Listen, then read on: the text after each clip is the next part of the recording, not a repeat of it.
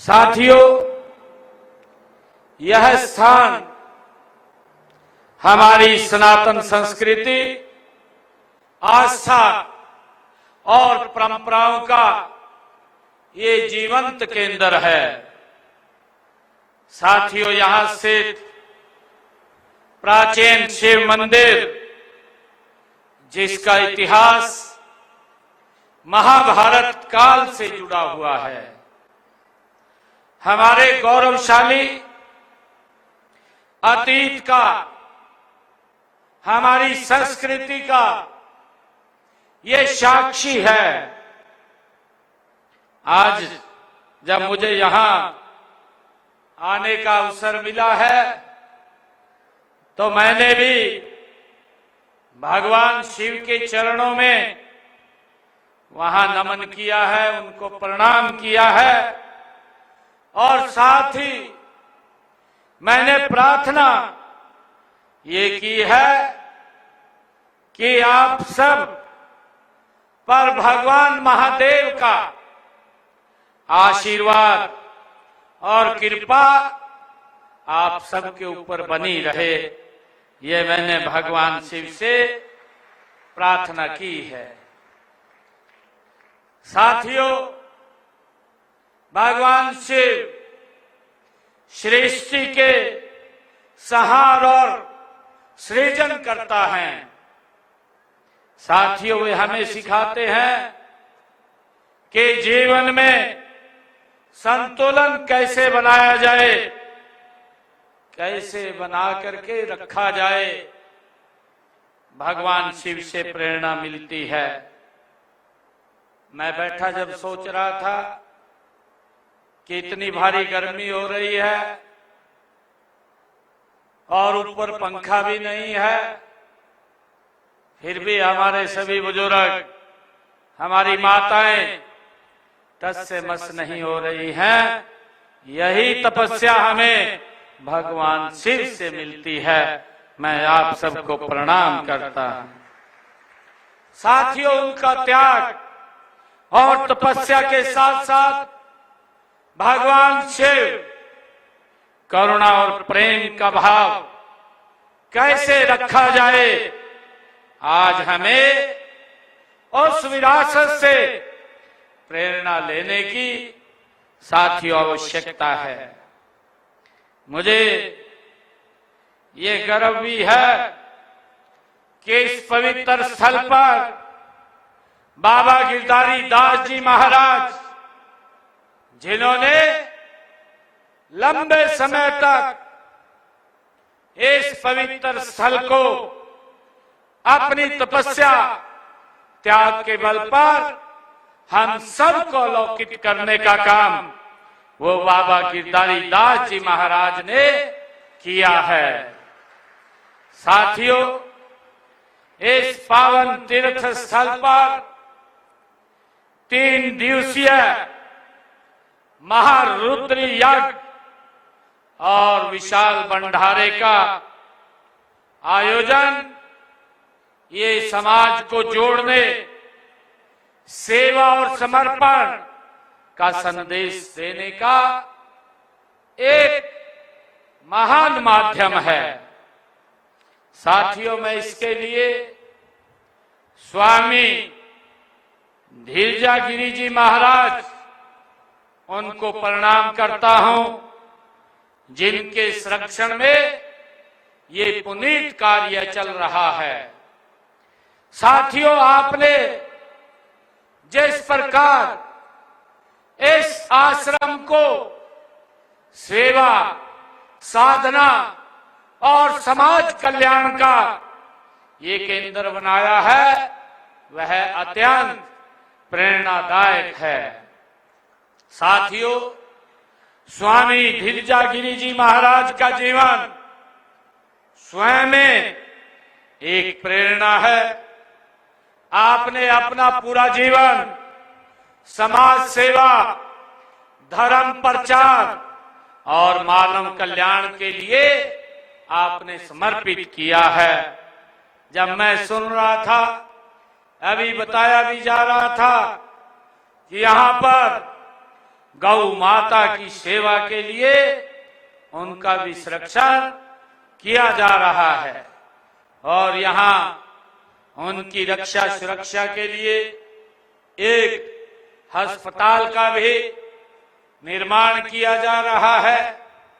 महाराज जी से जब मैं चर्चा कर रहा था, मैं पूछ रहा था कि महाराज जी आपने इस गौशाला का रजिस्ट्रेशन करवाया है?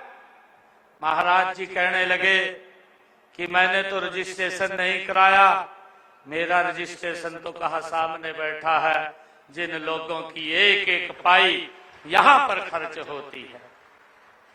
आप लोग अपनी कमाई से यहां पर अनुदान दे करके इसको निरंतर आगे बढ़ाने का काम कर रहे हैं। तो मैंने महाराज जी को अपील किया कि महाराज जी इसका रजिस्ट्रेशन करिए, क्योंकि जब हम देखते हैं, अभी राव नरवीर जी कुछ बातें कर रहे थे, मैं उन बातों को थोड़ा सा जोड़ने का प्रयास करूंगा। 2014 में जब हमारी सरकार बनी, गौ माता के संरक्षण और उसके उत्थान के लिए 2 करोड़ रुपए का बजट था, 2 करोड़ रुपए का। परंतु नरेंद्र मोदी जी के नेतृत्व में जब ये सरकार 2014 में बनी, आज 2026, आज ये बजट 600 करोड़ रुपए का हो गया है। गांव माता के संरक्षण और संवर्धन के लिए हमने 600 करोड़ रुपए का ये बजट का प्रावधान किया है। मुझे खुशी है उनके चारे के लिए, उनके संरक्षण के लिए हमारी गौ माता बेसहारा न घूमे, उसके लिए हमने गौशालाएं, नंदीशालाएं लगातार खोलने का काम ये हमारी सरकार कर रही है।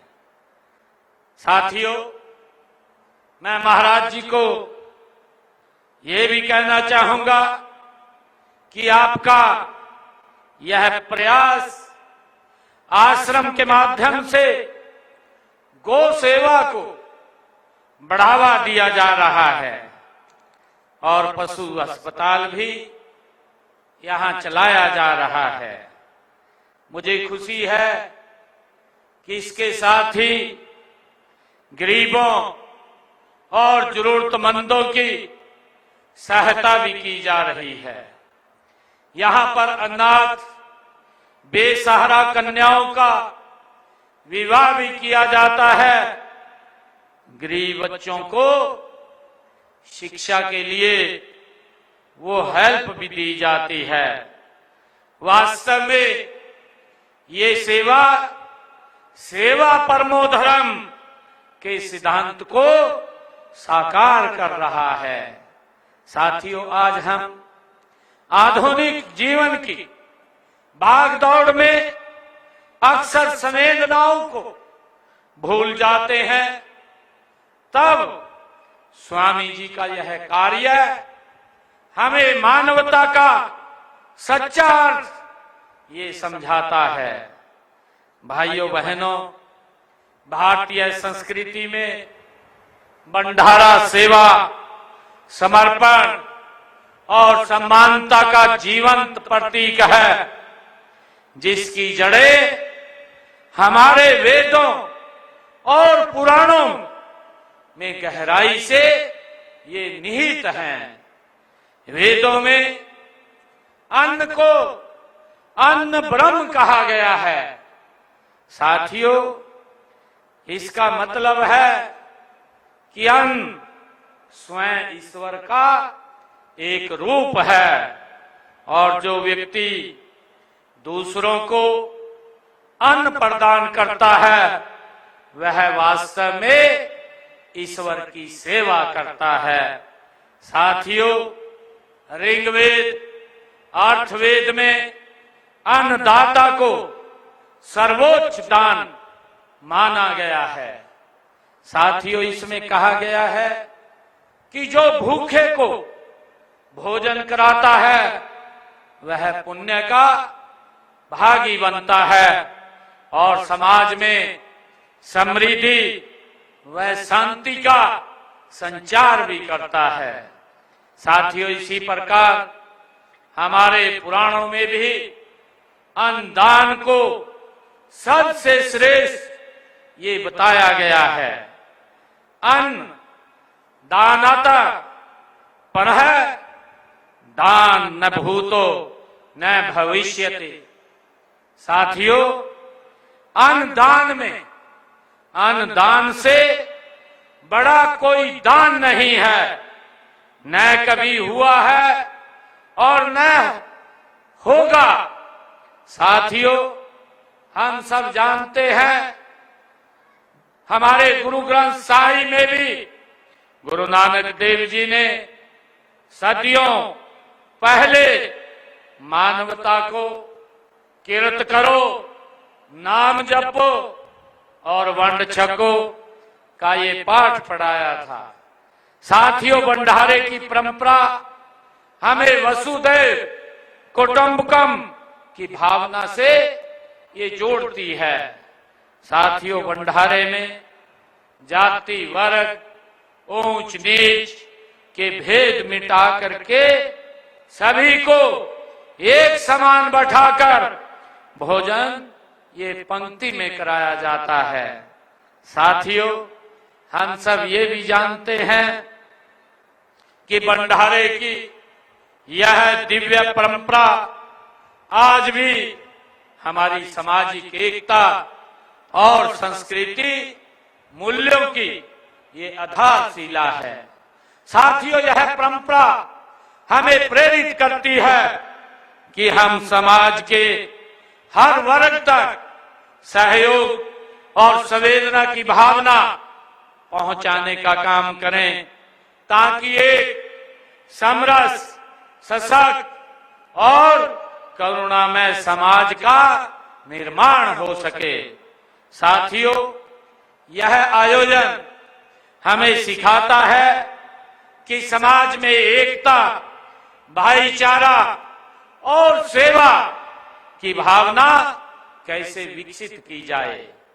साथियों, इस प्रकार के आयोजन समाज में सकारात्मक ऊर्जा का ये संचार करते हैं। जब हजारों लोग एक साथ बैठ करके भोजन करते हैं तो वहां न कोई बड़ा होता है न कोई छोटा होता है, सभी एक समान होते हैं। यही हमारी संस्कृति की सबसे बड़ी ये विशेषता है। साथियों, यह हमें सिखाती है कि हम सब एक हैं और हमारी ताकत हमारी एकता है।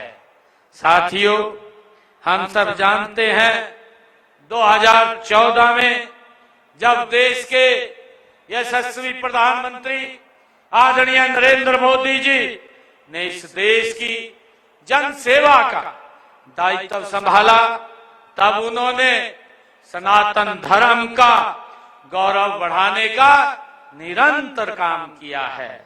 साथियों, हम सब जानते हैं देश के यशस्वी प्रधानमंत्री आदरणीय नरेंद्र मोदी जी ने लगभग 550 वर्षों के लंबे संघर्ष, त्याग और बलिदान के बाद 22 जनवरी 2024 को अयोध्या धाम में भगवान श्री राम के मंदिर का निर्माण करने का काम आदरणीय नरेंद्र मोदी जी ने किया है। साथियों, जो प्राण प्रतिष्ठा उसकी उन्होंने करके करोड़ों देशवासियों का ये संकल्प पूरा करने का काम ये आदरणीय नरेंद्र मोदी जी ने किया है। और साथियों, उसी कड़ी में देश के यशस्वी प्रधानमंत्री आदरणीय नरेंद्र मोदी जी ने जो 26 नवंबर 2025 को अयोध्या धाम में ही साथियों धर्म ध्वजा की स्थापना करने का काम भी नरेंद्र मोदी जी ने किया है। साथियों, हमें गर्व है आदरणीय मोदी जी के नेतृत्व में, चाहे सोमनाथ मंदिर के जीर्णोद्धार की बात हो, केदार बाबा के जीर्णोद्धार की बात हो, बद्रीनाथ और काशी विश्वनाथ जैसे प्रमुख स्थलों के जीर्णोद्धार की बात हो। साथियों, ये सभी तीर्थ स्थलों का विकास और जीर्णोद्धार आदरणीय नरेंद्र मोदी जी ने, जो हमारी संस्कृति कहीं न कहीं विलुप्त हो रही थी, आदरणीय प्रधानमंत्री जी ने निरंतर उसको बढ़ाने का काम किया है। साथियों, हम सब जानते हैं देश के यशस्वी प्रधानमंत्री आदरणीय नरेंद्र मोदी जी ने काशी विश्वनाथ कॉरिडोर के साथ देश भर में 35 से अधिक प्रमुख तीर्थ स्थलों का कायाकल्प उन्होंने करवाया है। साथियों, उन्होंने 642 से अधिक प्राचीन देवी देवताओं की मूर्तियों को विदेशों से साथियों भारत लाने का काम वो नरेंद्र मोदी जी ने किया है। साथियों, हमें गर्व है देश के यशस्वी प्रधानमंत्री आदरणीय नरेंद्र मोदी जी पर, जिन्होंने देश विदेश में योग और आयुर्वेद जैसे सनातनी विज्ञान को वैश्विक मंच पर मान्यता दिलाने का काम ये आदरणीय नरेंद्र मोदी जी ने किया है। साथियों, हरियाणा की यह धरती संतों और वीरों की ये भूमि रही है। यहाँ की संस्कृति में सेवा, त्याग और धर्म का विशेष स्थान है। साथियों, हमारी सरकार भी देश के यशस्वी प्रधानमंत्री आदरणीय नरेंद्र मोदी जी के मार्गदर्शन में इसी भावना के साथ साथियों गति से काम कर रही है। हम न केवल आर्थिक विकास पर ध्यान दे रहे हैं, बल्कि सांस्कृतिक और आध्यात्मिक मूल्यों को भी सशक्त करने का प्रयास हम गति से कर रहे हैं। साथियों, इसी दिशा में हमने प्रदेश में विभिन्न तीर्थ स्थलों के दर्शनों के लिए योजनाएं वो भी चलाई हुई हैं। हमारी सरकार का यह संकल्प कि हमारे बुजुर्ग और आर्थिक रूप से कमजोर ऐसे हमारे वर्ग के श्रद्धालुओं धन के अभाव में वो तीर्थ यात्रा से वंचित न रहे, इसी उद्देश्य से हमने साथियों मुख्यमंत्री तीर्थ यात्रा योजना उसकी शुरुआत की है। साथियों, मुझे खुशी है कि हमने पिछले दिनों जब प्रयागराज में महाकुंभ का आयोजन हो रहा था, तो हमने यहाँ से स्पेशल बसें साथियों भेजने का काम वहां पर किया है। और अभी 28 मार्च को अंबाला से अयोध्या धाम के लिए श्रद्धालुओं की ट्रेन को रवाना करने का काम भी हमने किया है। साथियों, हमने इससे पहले कैथल, करनाल, अंबाला और जींद से भी बसें अयोध्या धाम के लिए भेजने का काम किया है। साथियों, हम सब जानते हैं कि भारतीय सभ्यता की ये पालक रही मां सिंधु नदी के दर्शन के लिए भी हमने स्वर्ण जयंती सिंधु दर्शन योजना वो चलाई हुई है। इसके तहत हम श्रद्धालुओं को 10,000 रुपए प्रति तीर्थ यात्री वार्षिक वित्तीय सहायता देने का हमने प्रावधान किया हुआ है। और इसी प्रकार कैलाश मानसरोवर यात्रा योजना के तहत हम 50,000 रुपए प्रति तीर्थ यात्री वार्षिक वित्तीय सहायता देने का हमने प्रावधान किया है, ताकि हमारे बुजुर्ग इन धाम की यात्रा कर सकें। और इसी कड़ी में हमने स्वर्ण जयंती गुरु दर्शन यात्रा योजना के तहत हजूर साहिब, नांदेड़ साहिब और श्री ननकाना साहिब, श्री हेमकुंड साहिब और पटना साहिब जाने वाले प्रदेश के तीर्थ यात्रियों को 6,000 रुपए प्रति तीर्थ यात्री वित्तीय सहायता वो दी जाती है। साथियों, यही नहीं, हम संत महापुरुष विचार सम्मान एवं प्रसार योजना के तहत संतों व महापुरुषों के संदेश को जन जन तक पहुंचाने का काम ये हमारी सरकार कर रही है। साथियों, मेरा आपसे विशेष आग्रह है कि आप इस प्रकार के आयोजनों से प्रेरणा लें। साथियों, आधुनिकता के साथ साथ अपनी सांस्कृतिक परंपराओं को भी हमारे महान स्वामी धीरजागिरी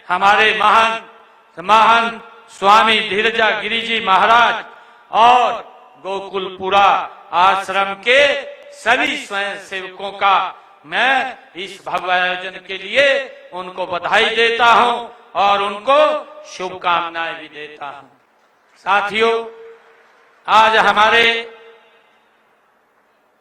महंत जी ने भी यहाँ अस्पताल की बात की है और हमारे विधायक जी ने भी इस क्षेत्र की मांग के लिए एक बहुत बड़ा मांग पत्र वो पड़ा है, क्योंकि यहाँ आचार संहिता इस जिला में लगी हुई है।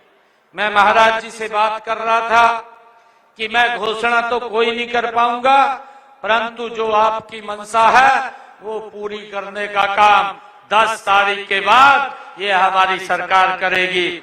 आपको यहाँ पर बता दिया जाएगा और जिस दिन यहाँ एक दिन अवश्य मैं किसी कार्य से या चाय के लिए आपके पास महाराज जी यहाँ अवश्य किसी दिन आऊंगा। आप सबको भी मैं बहुत बहुत बधाई देता हूँ।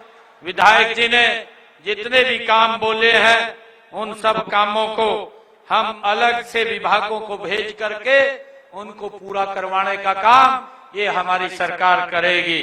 साथियों, मैं ईश्वर से ये प्रार्थना करता हूँ कि यह कार्यक्रम, ये पवित्र स्थल, यहाँ जो बड़ा कार्यक्रम हुआ है ये सफलतापूर्वक जो संपन्न हुआ है और जो समाज सेवा, समर्पण और भाईचारे की एकता का संदेश ये फैलाने का काम कर रहा है, इसके लिए मैं पूरी यहाँ की टीम को बहुत बहुत बधाई, आप सबको शुभकामनाएं देता हूँ। इन्हीं शब्दों के साथ मैं आप सबका धन्यवाद करता हूँ और आप सबको बधाई और शुभकामनाएं देता हूँ।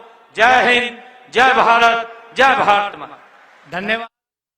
मुख्यमंत्री नायब सिंह सैनी को आप सुन रहे थे। रेवाड़ी के प्राचीन शिव मंदिर का इतिहास बहुत पुराना है। मुख्यमंत्री के संबोधन की तमाम बड़ी बातें। महाभारत काल के इस मंदिर में मैंने नमन किया, भगवान शिव से आप सभी के लिए खुशहाली की कामना की है।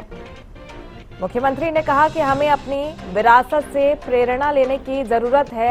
इस आश्रम में गौ माता का संरक्षण किया जा रहा है। गौ माता के इलाज के लिए यहाँ अस्पताल बनवाया जा रहा है। सीएम ने कहा, आज गौ माता के संरक्षण के लिए बजट 600 करोड़ का हो गया है। गौ माता के संरक्षण के लिए लगातार गौशालाएं खोल रहे हैं। रेवाड़ी के प्राचीन शिव मंदिर का इतिहास बहुत पुराना है। रेवाड़ी दौरे पर पहुंचे हरियाणा के मुख्यमंत्री नायब सिंह सैनी और गांव के प्राचीन शिव मंदिर में आयोजित भंडारे एवं शिलान्यास कार्यक्रम में उन्होंने शिरकत की।